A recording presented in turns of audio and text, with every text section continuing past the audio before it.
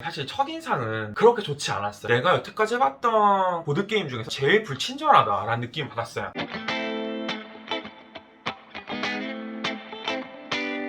여러분들 안녕하세요. 수줍은 쿠툴루입니다. 오늘 여러분들과 함께 이야기해볼 보드게임은 아컴호러 카드게임이에요. 아컴호러 카드게임은 착각하지 말아야 될 것은 아컴호러라는 게임, 보드게임과 아컴호러 카드게임이라는 게임은 별도의 게임이에요. 아컴호러와 아컴호러 카드게임은 세계관은 공유를 하지만 아컴호러와는 다르게 아컴호러 카드게임은 카드게임이라는 이름이 붙은 것처럼 카드로 이제 진행을 하게 됩니다. 그래서 대부분의 커뮤니티나 아컴호러를 해보신 분들께서는 아딱이라고 줄여서 부르시는데 아컴호러와 딱지치기를 합쳐서 아딱이라고 하는 거예요. 그래서 커뮤니티 같은 데에서 아딱이다라고 이야기를 하시면 이제 아컴호러 카드게임을 지칭하는 거다라고 이해하시면 되겠습니다. 아컴호러 카드게임은 2019년에 나왔던 게임인데요. 19년에 나오자마자 품절대란이 일어납니다. 그래서 2020년 5월, 올해 5월이죠. 2쇄를 냈는데 이제 품절이 나게 됩니다. 그때 제가 이제 아컴호러 카드게임 이 본판을 사게 된 거죠. 그리고 얼마 안 있다가 얘네들 이 큰 상자와 앞에 있는 6개의 플라스틱 상자를 합쳐서 더니치 사이클이라고 하는데 더니치 사이클까지 출시가 되게 됩니다. 역시 더니치 사이클도 나오자마자 1분도 채 안 돼서 품절되는 사태가 발생을 하고요. 저는 운 좋게도 그 품절되는 대란을 뚫고서 더니치를 샀어요. 근데 사실 저는 보드게임을 할 때 뭐 플레이 영상을 보고 산다던가 그렇진 않고 그냥 컨셉이 마음에 들고 추천이 어느 정도 들어오면 그냥 사는 경향이 조금 있어요. 언박싱 영상 때도 충동 구매를 많이 했던 것처럼 아컴호러 카드 게임은 나온다고 했을 때부터 이미 많은 유튜버 분들께서 갓게임이다, 이 게임은 진짜 갓게임이니까 무조건 사라 라고 말씀을 하셨어요. 그래서 그냥 바로 장바구니에 담고 샀거든요. 근데 아컴호러 카드 게임의 사실 첫인상은 그렇게 좋지 않았어요. 왜냐면 제가 아컴호러 카드 게임을 처음 이제 꺼내서 프로텍터를 다 씌우고 이제 두근두근 거린 마음으로 플레이를 해보려고 했을 때 느꼈던 저의 감정은 내가 여태까지 해봤던 보드게임 중에서 정말 제일 불친절하다라는 느낌을 받았어요. 제가 보드게임을 몇 년 정도는 해왔던 사람인데 그런 저에게도 굉장히 어려웠다고 느껴졌던 게 일단 첫 번째로 세팅이 굉장히 오래 걸려요. 아컴호러 카드 게임은. 그런데 세팅할 게 아시는 분들 아시겠지만 한두 가지가 아닙니다. 시나리오 카드도 찾아야 되고 가장 골치 아픈 건 조우 카드를 찾아야 되는데 아딱은 사실은 정리가 다이다 라고 불릴 정도로 정리를 굉장히 잘 해야 돼요. 안 그러면 이게 어디 갔는지 못 찾으면 사실 카드 한 장만 없어도 게임을 못하게 되거든요. 그래서 정리를 굉장히 잘 해야 되는데 정리도 또 잘하시는 분들 굉장히 잘하세요. 근데 저는 사실은 정리를 그냥 비닐팩에다가 넣어서 이렇게 하거든요.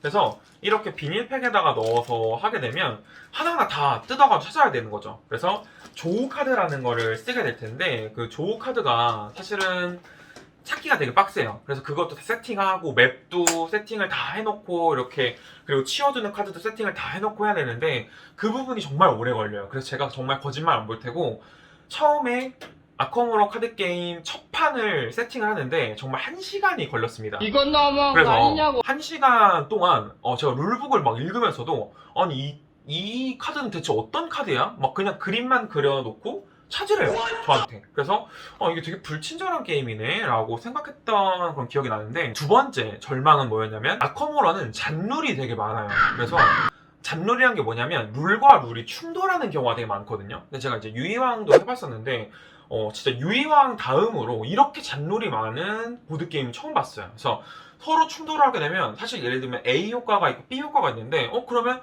A 효과를 먼저 쓰고 B 효과를 다음에 써야 되는지 B 효과를 먼저 쓰고 A 효과를 다음에 써야 되는지 이런 게 안 나와 있단 말이에요.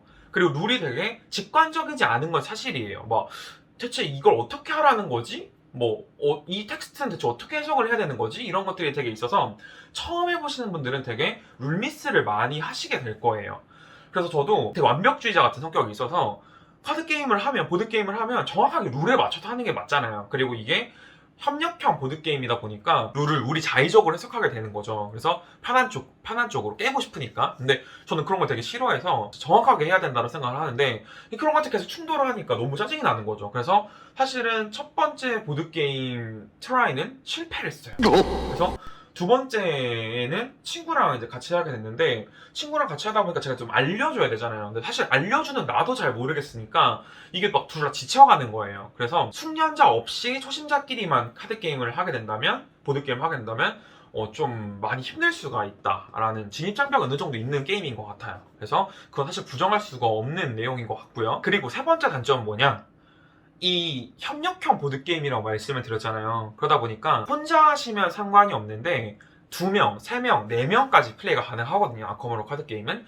근데 이 4명에서 플레이를 할 때 그 4명이 이제 시나리오 하나를 플레이하면 1시간 반에서 2시간 정도 걸려요. 제가 4명이서 플레이를 해봤거든요. 근데 4인프를 하게 되면 한 1시간만 2시간 정도 게임이 걸린단 말이에요. 그런데 아컴으로는 본판의 시나리오가 3개가 있고요. 더니치 큰 박스의 시나리오가 2개가 있고요. 그리고 6개의 이 플라스틱 상자마다 시나리오가 하나씩 들어있어요. 그러면 계산을 해보면 시나리오가 총 11개의 시나리오가 나오죠. 그러면 넉넉 잡아 계산을 하더라도 11시간 정도에서 22시간 정도가 이제 필요하단 말이에요. 근데 22시간 동안 저희가 보드게임 어떻게 하겠어요?